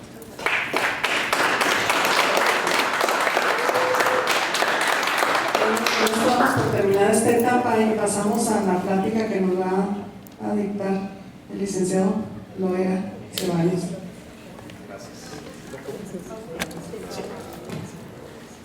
Bueno, voy a compartir con todos ustedes una serie de lineamientos para la emisión de los votos. Trataré de ser concreto, de ser breve y trataré de no irme tanto a los antecedentes, quienes habremos tenido oportunidad, en la mayoría somos abogados, y quienes habremos tenido oportunidad de acudir a alguna de las capacitaciones ya sea al Instituto Estatal o al Instituto Nacional Electoral. En la mayoría se enfocan en los antecedentes de la reforma, del por qué y de cómo llegamos a esto. No me voy a enfocar en esa parte y únicamente me voy a remitir a las cuestiones prácticas, a conocer las boletas de manera general, muy concreta, y sobre todo tomando en consideración que al menos para el Distrito Judicial Morelos vamos a recibir particularmente pues 13 boletas. Entonces es una cantidad numérica bastante alta, inclusive para saber identificar cada una de las boletas, que es muy importante, sobre todo con el interés de que con nosotros conozcamos las boletas para que las personas a las que acudamos poderles mostrar pues, las boletas y cómo votar. Me gustaría nada más empezar de forma muy general con las boletas federales que vamos a votar todos. Además de identificarlas por el color, pues vamos a saberlas identificar, que la parte de arriba va a venir del cargo que vamos a aspirar. Únicamente es para efectos ilustrativos y sobre todo porque pues, la forma más fácil de identificar a los candidatos, al menos en local, ha sido por el número. Entonces yo creo que se van promocionando con el número y con el color de boleta. Sin embargo, es importante identificar que las boletas a nivel federal como a nivel estatal comparten colores. Entonces es una parte importante que las personas que ese día se vayan a levantar a votar identifiquen que además del color tienen que saber identificar el cargo al cual se está aspirando, porque si no pues únicamente vamos a ir a votar ahí por la numeración. En este caso pues es la de ministros, que de repente también se nos olvida que una de las partes fundamentales pues van a ser la elección a nivel federal. Al final de cuentas la Suprema Corte va a ser quien va a interpretar en última instancia la Constitución y los tratados que ya forman parte de la Constitución. En el caso en particular de la Suprema Corte, como ya sabemos, va a reducir el número de integrantes, de 11 vamos a pasar a 9 exactamente, con una integración paritaria superior de mujeres, al votar a 5 mujeres y a 4 hombres en esta ocasión. La siguiente, por favor. Y luego va a venir a nivel federal el Tribunal de Disciplina Judicial, que de igual manera va a estar integrado por 5 integrantes, 3 mujeres y 2 hombres, tomando en consideración que en este caso la boleta, si se fijan, es muy similar al color de la boleta estatal en materia laboral. Entonces por ahí pues es un doble factor que hay que tomar en consideración a la hora de mostrar o de decir en cuál boleta pues vamos a solicitar el apoyo. Esta es la Sala Superior del Tribunal Electoral. Igualmente la boleta también comparte color con una a nivel estatal. En este caso únicamente se renuevan 2 espacios, uno para mujer y uno para hombre de la Sala Superior. Si les surge alguna duda conforme vayan observando las boletas, adelante con toda libertad. Y luego viene la boleta de la Sala Regional del Tribunal Electoral. En materia electoral, pues tenemos una Sala Superior que va a estar, que es la que resuelve en última instancia las cuestiones electorales. Y luego tenemos salas regionales que nosotros pues, correspondemos a la Sala Regional en Guadalajara. En este caso en particular se renuevan 3 lugares, 2 están asignados a mujeres y 1 está asignado a hombre. Esas boletas son las que tenemos que conocer y el día de la elección corresponde votar. Y luego viene aquí un poco más complicada todavía a nivel federal, que es el tema de las magistradas y magistrados de circuito, igual a nivel federal. En el caso en particular del Instituto Nacional, bueno, el Instituto Estatal ya también lo está haciendo, tienen en sus apartados, en sus páginas, que conozcas las boletas, que conozcas cómo votar, ya puedes ir a hacer el ejercicio para que te vayas familiarizando. Sin embargo, pues están asumiendo de que todas las personas tienen un dispositivo electrónico, todas las personas tienen internet y todas las personas tienen interés para buscar en su portal dónde está la boleta. Y me refiero en este caso en particular de las magistradas y magistrados federales, porque además de que la boleta, todo el contorno es de un solo color, cada una de las especialidades tiene un color o un tono en particular. En el caso en particular de Chihuahua tenemos 2 distritos, los 9 distritos electorales federales para elegir diputados. Para la elección judicial hicieron una división de 2, que va a ser Juárez, los 5 distritos electorales federales en Juárez y 4 en la región sur. En el caso en particular, esta es la boleta que corresponde al distrito a Chihuahua y la región sur. Entonces aquí vamos a votar por especialidades civil y del trabajo en materia mixta y creo que únicamente. Entonces vienen ahí divididos por tonos en particular, dependiendo de la especialidad que vayamos a votar en cada uno de los temas. Y luego viene el tema a nivel federal de juezas y jueces de distrito. En este caso la boleta pues tiene un tono, aquí se ve un poco más opaca, pero es un tono amarillo más chilloso, que comparte igual un tono con los jueces civiles de las boletas locales. Entonces también ahí vamos a tener 2 boletas similares en cuanto al color. De igual manera, aquí esta boleta corresponde a la región de Chihuahua y la zona sur, y en el caso en particular de los jueces de distrito vamos a elegir a los cargos correspondientes en materia laboral, a penal y los mixtos. La mayoría de los juzgados de distrito son en materia mixta. Nosotros no tenemos especialidades como sí los hay en Ciudad de México, que existen especialidades por todas las materias. Entonces eso nos va, a nosotros al menos aquí nos va a facilitar un poco más la elección. Y luego ya, en las boletas estatales no me voy a detener tanto porque esas son más comunes o ya las conocemos todos, estamos un poco más familiarizadas. En total van a ser 13 boletas, 6 federales y 7 estatales. Bueno, uno anterior por favor. Esas son las boletas para magistraturas civiles con la actualización de los integrantes de los magistrados que se agregaron al final. Ya es una lista un poco más extensa como habíamos visto las iniciales. En este caso en particular, las magistraturas civiles vamos a elegir a 5 hombres y a 5 mujeres, y al final de mi exposición les voy a mostrar ahí un poquito de cómo votar más allá de colocar el número. Esta va a ser la boleta correspondiente a las magistraturas familiares y del Tribunal de Disciplina Judicial. Es la única boleta que va a compartir o que vamos a votar por 2 cargos distintos en la misma boleta. En la parte de arriba va a venir el correspondiente a la materia familiar. Son 5 espacios, 3 para mujeres y 2 para hombres. Y hay que tenerlo identificado porque podemos votar únicamente por la parte de arriba, creyendo que es el único cargo al que estamos votando, siendo que en la parte de abajo pues también va a venir el apartado del Tribunal de Disciplina Judicial, que era el que comentaba ahorita la licenciada Porras. Entonces es importante que lo tengamos identificado para el momento de votar en la misma boleta por 2 cargos completamente distintos. Siguiente, por favor. Ese es el correspondiente a las magistraturas penales. Por la iluminación se ve un poco distinto, pero bueno, ahí está de igual manera ya el listado final de todos los candidatos. Esta es la boleta muy compleja porque es en materia penal. Son juzgados penales del Distrito Judicial Morelos. Son muchos candidatos porque son muchos los cargos que se van a renovar, 55 si mal no recuerdo, juzgados penales de todas las especialidades o de todas las etapas de juicio, ¿no? Del proceso penal, perdón. Igual manera vamos a votar por 5 mujeres, 5 hombres. Es la única boleta que pueden ustedes observar que del lado de mujeres, tanto del lado de mujeres como de hombres, pues hay 2 listados completos. Entonces, pues sí hay que tener muy bien identificado el candidato el día de la elección para no perdernos pues en ese mar de nombres y de números. Por favor. Esta es la boleta de juzgados civiles del Distrito Judicial Morelos. Es también extensa, y en la parte de abajo vamos a votar también por el juzgado menor mixto de Santa Isabel. Además de votar por los 10 candidatos en materia civil, pues estaremos votando por el menor. Esa es la boleta en materia laboral.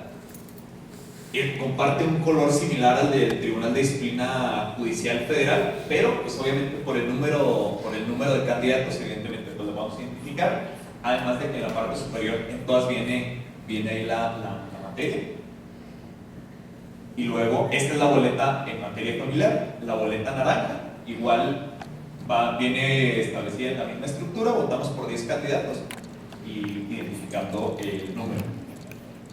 Y bueno, aquí me voy a centrar un poquito más. Ya ubicamos más o menos las boletas, lo complejo que en todo caso puede llegar a ser votar.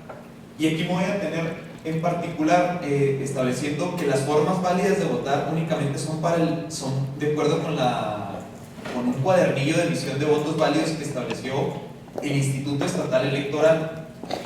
Estableció una forma de votar que va más allá de la que estamos observando todos, que es colocar el número en cada uno de los recuadros. Y vamos a empezar con la forma de emitir los votos válidos. La primera es, como dice la ley reglamentaria de elección de personas juzgadoras, que es colocar el número en cada uno de los recuadros que te está solicitando. Si te está solicitando, o si tenemos derecho a votar por 10 personas, si colocamos los 5 números correspondientes a una candidatura mujer y los 5 hombres, es perfectamente válido y es lo que todo el mundo estamos observando en la promoción del voto. En este caso, pues está pidiendo 3 de un lado correspondientes a mujeres y 2 del lado de hombres. Es la forma, pues digamos, perfecta de votar, la que la ley contempla. Pero luego, a partir de ahí, van surgiendo muchas interrogantes de qué sucede si cruzamos números, qué sucede si en lugar de poner el número encerramos. Y este es el tipo de dudas que resolvió el Instituto Estatal Electoral a través de este cuadernillo. El siguiente. Aquí viene, por ejemplo, otro caso que puede suceder. Es decir, que las personas interesadas en votar el día de la elección te conozcan únicamente, en este caso, en este ejemplo, a 4 candidatos. No van a votar por los 5 al azar, únicamente a los 4 que investigaron. Es perfectamente válido, únicamente se van a contabilizar, evidentemente, los votos que se emitan, y los recuadros en blanco se van a tomar como votos, como espacios no utilizados o recuadros no utilizados, y no anula la boleta. Entendiendo que esta elección es diferente, porque como estamos acostumbrados era una persona es un voto. Únicamente votamos en una sola boleta tradicional y si la boleta estaba mal, el voto era completamente nulo. En este caso en particular, hay que contabilizar cada uno de los votos. Así. Esta es una forma diferente pero válida de votar, que es marcar diferente al número. En este caso, si se fijan en particular, en ninguno de los dos ejemplos está colocando el número en los recuadros. Sin embargo, en este caso en particular, alguna persona creativa puede decir que pues yo no voy a poner el número. ¿Por qué? Pues porque luego se pone interpretación de que si el 1 es un 7, que si no es un 17 y es un 11. Pues para no batallar, le puedo poner una flechita correspondiente a cada una de las candidaturas y es perfectamente válido y se puede votar así. En este ejemplo de acá puede ser el mismo tema. Yo no voy a poner el número, sino que voy a subrayar al candidato por el que estoy eligiendo y es perfectamente válido. Y si se puede votar, sí se puede promover en ese sentido. La siguiente. En este caso, podemos observar 4 formas distintas de votar que son válidas. Y en este caso en particular era lo que les comentaba. Tal vez te lleva más tiempo colocar el número en cada uno de los recuadros, es más fácil encerrarlos. O bien, tacharlos, ponerles el número enseguida, ponerles una palomita. Y es una forma válida de votar. Y es una forma que se va a tomar en consideración el voto. Luego, otra de las formas correctas de votar también sería no utilizar ninguno de los recuadros, no colocar ningún número, porque al ser 13 boletas, tal vez en alguna de las 13 no vas a identificar a todos los candidatos y únicamente identificas a uno. Y una forma más sencilla sería pues colocar el nombre completo del candidato sobre toda la boleta, entendiendo que es a la persona que evidentemente quieres apoyar y estás deseando no utilizar los demás espacios. En este caso en particular, es importante señalar que lo que hizo el Instituto Estatal Electoral al emitir este cuadernillo de votos válidos fue muy propiciando la validez del voto. Todas las formas correctas de votar son con la intención de que las personas puedan establecer su forma de votar, no únicamente limitándolas a ese espacio. ¿Por qué? Porque en la realidad, cuando vemos la boleta en papel, los recuadros son muy minúsculos. Entonces, una forma más sencilla pues, puede ser agregar el número ahí en cada voto. Esta es otra, pues muy usuaria desde mi punto de vista, es colocar el número no con número, sino con letra. o en este espacio todo el nombre completo del candidato en un espacio. Eso no creo que suceda porque te va a complicar más inclusive en lograr identificar a qué candidato estás apoyando, pero al final de cuentas, insisto, la intención del Instituto Estatal es que se tome como un voto válido. Luego, esta puede ser, yo creo que algo que sí va a suceder y se va a repetir en muchas ocasiones. ¿Qué va a hacer esto? Que en lugar, la boleta dice, del lado izquierdo vas a poner las candidatas mujeres, del lado derecho los hombres. ¿Qué llegará a suceder si cruzan los números? ¿Ya se anula toda la boleta, se anulan los votos? No, pues la respuesta es que es una forma válida de votar, es una forma correcta, siempre y cuando los números correspondan a la boleta en particular y sea clara la intención del electorado. Es decir, que quisiste apoyar a determinada candidata mujer o a determinado candidato hombre, sin importar en dónde colocaste los votos. ¿Qué va a llevar esto? Eso sí, sin lugar a dudas, pues va a ser más complejo, más lento al momento de contabilizar los votos, porque pues van a estar identificando cada uno de los votos a lo largo de la boleta. Pero es perfectamente válido. Y luego, esta es otra forma correcta de votar, que es, podría alguna persona decir, además de colocar el número en la boleta, yo para mayor seguridad voy a poner el número y voy a encerrar el candidato. Así, pues ya no hay duda de que a quién estoy queriendo apoyar. Luego eso puede convertirse en un riesgo, porque si te equivocas y le pusiste el número arriba y luego aparte te cerraste, pero no corresponden, ese sería un voto nulo. Pero si corresponden ambos, no significa que estés votando 10 veces por una persona, sino son los 5 perfectamente válidos y están identificados. ¿Y eso podría anular con ese no podría anular toda la boleta? No, únicamente si votas, si es del espacio de hombres, los candidatos de hombres. Porque como estás votando por 6 personas, ya no sabes a cuál sexta persona es a la que no querías apoyar. Entonces ahí sí se anularía todo. De ese lado, pero acá de lado, por ejemplo, de mujeres. Así, si votaste por 5 personas, adelante, esa parte sería perfectamente válida. Esta es otra forma correcta de votar, es decir, establecer el número en grandote, o sea, a lo largo de toda la boleta. Si únicamente hay alguna persona que quiera apoyar a un candidato en particular, como comentaba ahorita, en lugar de poner todo el nombre a lo largo de la boleta, pues puedes poner el número grande. Y es una forma correcta de votar. ¿Por qué? Porque la intención del electorado es clara. Quieres apoyar a esa persona en particular y únicamente dejas los espacios en blanco. O bien, a lo largo de la boleta puedes ir colocando números en todos lados, menos en los recuadros. Es válido siempre y cuando emita los votos correspondientes, es decir, que los 5 correspondan a mujeres y 5 correspondan a hombres, porque si te llegaras a exceder, evidentemente ya anularía en el caso de los hombres o en el caso de las mujeres, o los dos si estás votando por más de 5. Igual va a complicar mucho al momento de contabilizar los votos, porque vas a tener que estar revisando, van a tener que estar revisando pues toda la boleta. Esta es otra forma, otro voto válido, otro ejemplo de voto válido, que es el voto testado. Es decir, en la parte de arriba estamos observando, pues te puedes equivocar, de tantas boletas dices, ah caray, esta no era la buena, esta no era por el que tenía que votar por X número, lo puedes testar y poner uno nuevo y cobra validez o es válido el que estás agregando adicional. O pues ya le puedes poner ahí. Evidentemente están en el cuadernillo, pues están poniendo muchos ejemplos, no se puede contemplar todos los supuestos. Hay muchos, además muchos más supuestos que no agregué, porque el instituto en las elecciones ordinarias tiene un cuadernillo muy amplio de todas las experiencias que ha tenido, porque se les pueden ocurrir al electorado todas las posibilidades que se les ocurren, es decir, poner una carita, un nombre, muchas cosas, y ya el instituto ha establecido pues en esos casos qué sucede. Esta es una ocasión extraordinaria.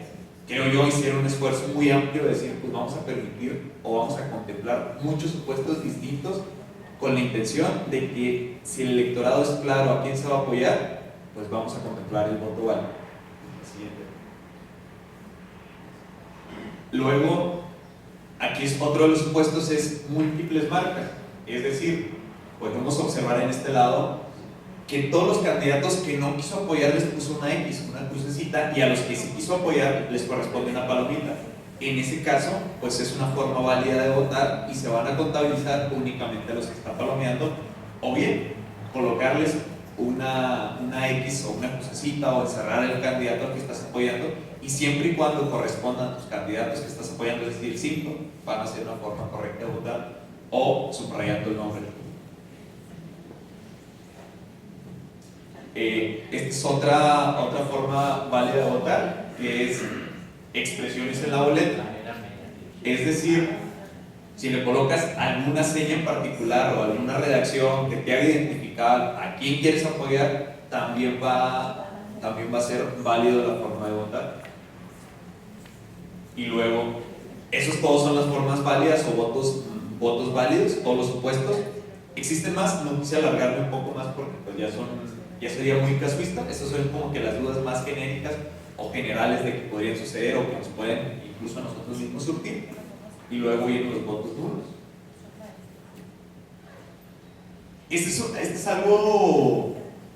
Es una pregunta lógica que nos surge de repente, decir, pues si tengo derecho a votar por 5 hombres y por 5 mujeres, pues voy a votar por la misma persona 5 veces para que ya gane y no ande batallando.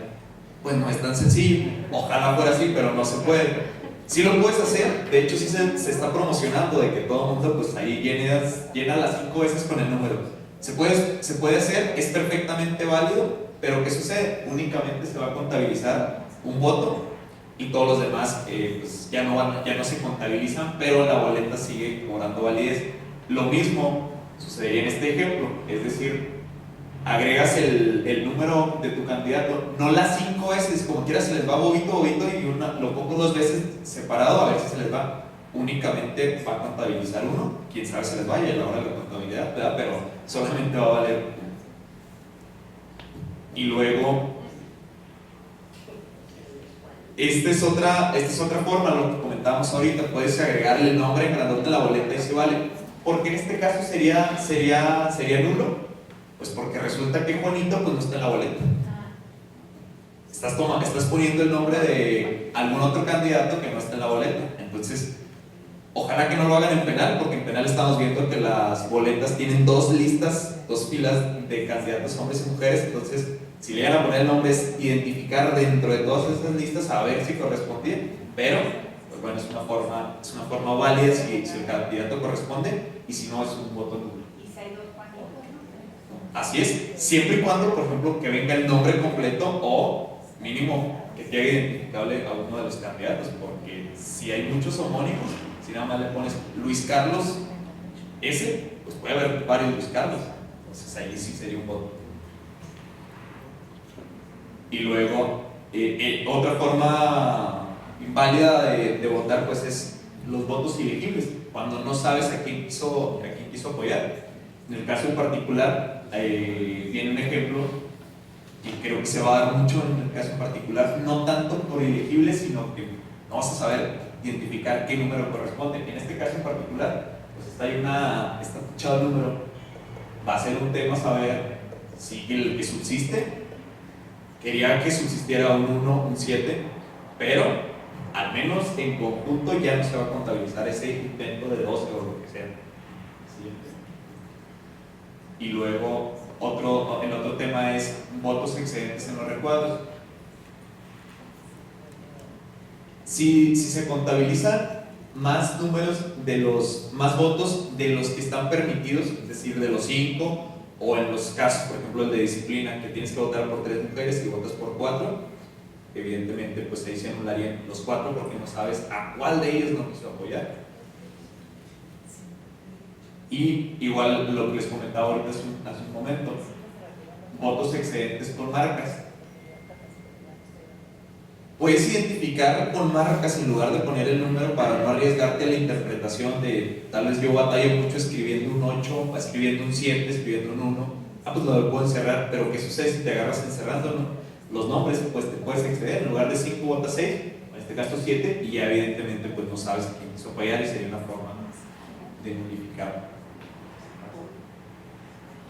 Y luego en la otra forma o una de las razones por las cuales sería una boleta nula o la votación es que el número no corresponda a la boleta, que también puede suceder. En el caso, por ejemplo, esta sería la boleta penal, que pongas un 228. Sí son muchos, pero pues no llega tanto. Entonces, evidentemente, pues ahí ese voto no correspondería porque no existe. Y luego puede ser que también va a suceder, alguien quiera, pues vaya a votar únicamente por un familiar, por un conocido, por un amigo, y no vaya a votar las 13 boletas, pues porque es domingo y no te vas a gastar 20 minutos ahí identificando en ese momento. Entonces puedes anular completamente la boleta y evidentemente pues no se va a contabilizar voto para nada. Y la otra es dejar completamente la boleta en blanco, o bien en algunos espacios. Votos válidos, los que sí se identifican, dejar los recuadros en blanco para no votar los 5 espacios al azar, únicamente un cierto número. Y en general, ese es el cuadernillo que emitió el Instituto Estatal. Insisto, este es únicamente para las elecciones estatales. Quise comentar también pues, de las boletas federales. El Instituto Nacional Electoral no ha hecho lo propio. Esperemos que los tenga antes de las elecciones, pues, que ya están muy próximas, para poder contabilizar al momento de los votos o saber pues, cómo los van a contabilizar. El Instituto Estatal ya hizo ese esfuerzo y hizo ese trabajo. Creo que es muy pro o muy a favor del voto válido siempre y cuando la intención del electorado sea clara. Hay muchas formas válidas de votar. Únicamente a las personas pues, que nosotros le transmitamos el mensaje de que salgan a votar. Es importante ser muy conscientes de cuidar ese voto. Si ya van a hacer el esfuerzo de salir a votar, de conocer a los perfiles, pues que voten y que voten bien. Y pues realmente esa es mi participación, ese era lo que les quería compartir con ustedes. Creo que pues, todos tenemos dudas muy genuinas. Existe ese cuadernillo, es público, está en la página del Instituto Estatal Electoral. Y ya pues nada más para terminar, no sé si alguien tiene una duda, pues ahí con todo gusto. Sí, yo le quiero preguntar, he estado alejada de esto y saber, ya podríamos los votantes tener acceso a las listas de las boletas, para poder, porque yo voy a votar y no estar ya mi boleta y mi votación. Llevo para mi boleta de los estados, llevo eso para lo después. O sea, ya está la boleta, así que un ejemplo que Sí, todas estas boletas, las locales, ya están perfectamente en el instituto, se pueden descargar, ya están en un documento las de todo el estado y ya las puedes descargar, las puedes imprimir. De hecho, ya inclusive hay un ejercicio únicamente en línea en el que tú puedes hacer un simulacro de voto. Entras a la boleta y le colocas los números correspondientes, evidentemente es en computadora, pero ya te vas familiarizando con las personas que tú vas a apoyar. Las boletas también se pueden descargar, las puedes conocer. La mayoría de los candidatos creo que lo estamos haciendo, estamos promocionando ya nuestra boleta, precisamente para eso, para que el día de la elección las personas no les sean ajenas, que era lo que les quería compartir ahorita, que ustedes identifiquen o que las personas sepan que te van a llegar 13 boletas, cómo van a estar estructuradas, de qué forma van a estar identificables y cómo vienen los números. Entonces, contestando sus preguntas, sí están en la página y pueden descargar ya la boleta definitiva la que va a aparecer, nada más que este es para muestra. Adelante. Buenas tardes, mi nombre es José Luis Acosta Corral. Pregunta, ¿tú vienes del Instituto Estatal Electoral o nomás estás apoyando cómo se debe votar? No, soy candidato de hecho. Yo tengo dudas, de todo lo que comentaste ahí no me queda ninguna.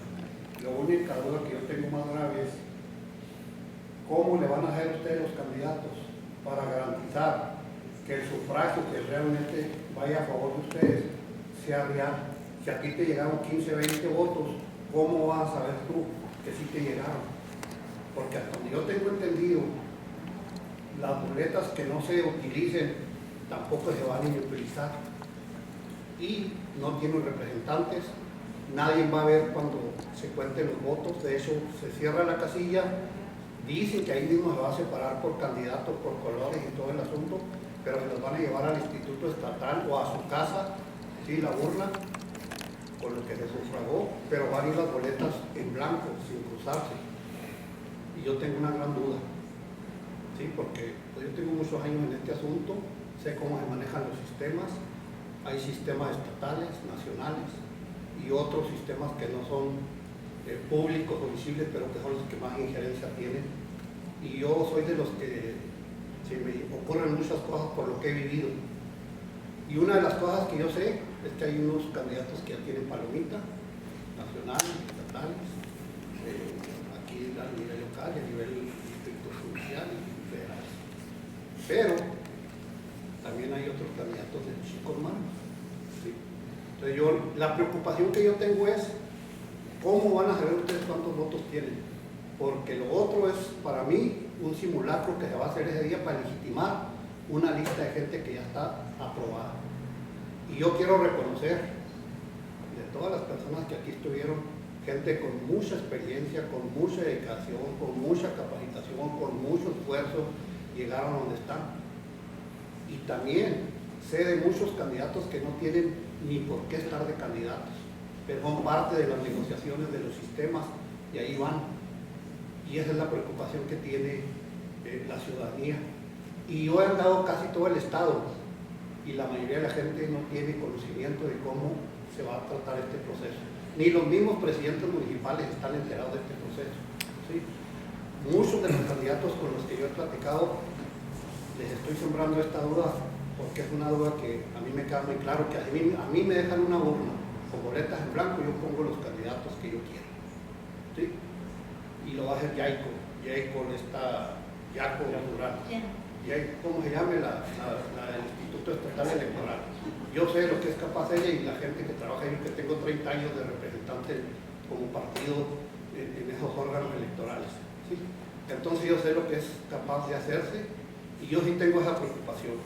Y me preocupa mucho que todos los abogados y todos los candidatos se estén dejando manipular y les dije, no es que no va a haber representantes, es que no se van a aportar los votos, es que no se van a anular porque se pierde mucho tiempo, que se pierda el tiempo que se tenga que perder. Pero si se llevan las boletas a su casa antes de que se conozca un resultado, en 2 horas o 3 horas o en toda la noche, se hace todo lo que se tenga que hacer. Y puede estar rodeado de soldados afuera, cuidando que nadie entre y nadie salga, y se dice que no se van a manipular, sí, esas urnas, pero sí se manipulan. Porque yo he estado trabajando toda la noche con los soldados afuera y para cuando amanece los resultados son otros. Así está la realidad de las cosas. Aquí se van a dar cuenta, muchos de los que van de candidatos, lo que se siente y lo que se sufre, que aún siendo abogados, los están, pues no sé decir exactamente cómo, qué palabra aplicarle a eso, pero se van a dar cuenta que las cosas no son como son. Ahora en este proceso yo he conocido más jueces y más candidatos en 8 días y 15 días de candidaturas, así que 10, 15 años litigando, y nos hemos encontrado de todo, gente excelentísima como funcionarios, como servidores públicos, pero también nos hemos encontrado gente pésima como jueces en los sistemas. ¿Sí? Entonces, una de las cosas por las que está atravesando nuestro país es que ahorita tenemos una separación de los pobres y los ricos, y los corruptos y los corruptos. Y López Obrador duró 30 años diciendo que había corrupción en el Poder Judicial. Sin embargo, las propuestas que ellos están manejando como una línea Bates, que yo la conocí como una porra del movimiento Pancho Villa y los taxis piratas en México, con todos los batres, pues sabemos el tipo de gente que va. ¿Sí? Entonces, conocemos los grupos, las gentes que van en el poder, pero lo único que les incomodaba era como a los revolucionarios, el hacendado, la hacienda les gustaba todo dar. Esa es la realidad de las cosas. Entonces hoy nos estamos enfrentando a muchas cosas difíciles, diferentes. Ahorita, por ejemplo, esta es una elección muy atípica, no tenemos una base de cuántos votos se necesita para que llegue un juez o no, porque no hay datos anteriores, no podemos hacer una proyección de votos, no podemos hacer una estructura porque no tenemos la más mínima idea. Aquí va a ganar en esta elección, si la cuidan, el que haga la movilización de la familia, los equipos que se junten y se asocien y hagan alianzas aquí entre si soy candidato federal o estatal de un juzgado y otro X, ¿sí? Pero si se descuidan, va a ganar el que pongan allí en la noche, así tan sencillo. Es que yo ahí comparto, gracias por la pregunta y por la observación. Yo creo que todos los candidatos y la ciudadanía en general compartimos la misma preocupación. Es una elección extraordinaria, es una elección que desde la desde su génesis, desde cómo fue creada, pues es una elección que pareciera ser que está dirigida a personas que tienen una estructura, pero diseñada únicamente para una persona, para un candidato. Y la verdad está muy complicada y lo podrá constatar, porque te encargan que tienes que ser el candidato, tienes un sistema de fiscalización, porque el instituto te tiene que fiscalizar, te tienes que ser contador, tienes que encargarte de toda esa parte, tienes que llevar una agenda, y aparte de todo, no te prohíbe tener representantes de casilla. Además de la prohibición, no existe poder humano que te haga tener un representante en todas las casillas. ¿Por qué? Porque no tiene recursos, está limitado, y aparte de que todas las candidaturas están, bueno, todos los gastos de campaña están corriendo por la bolsa de cada uno de los candidatos. Esa preocupación la tenemos todos los candidatos. ¿Por qué? Porque al final de cuentas el esfuerzo sobrehumano que puedas hacer de que las personas salgan a votar, pues va a tener esa complicación de que el conteo va a ser a puerta cerrada. ¿Por qué? Por lo complejo que va a parecer este sistema, porque no hay nadie que esté tan comprometido con la democracia para que esté 15 días en el conteo de los votos, y únicamente pues va a quedar confiar en las instituciones que se encarguen de la transparencia y que puedan acompañar esos conteos durante esos días, y pues en las autoridades electorales, porque como candidato sí tienes una limitante que es pues toda la estructura que no tienen los partidos. Pero pues muchas gracias por el tiempo, muchas gracias por, ya nos extendimos más de lo deseado, muchas gracias por asistir, y pues muchas gracias aquí por el espacio. Vamos a ver,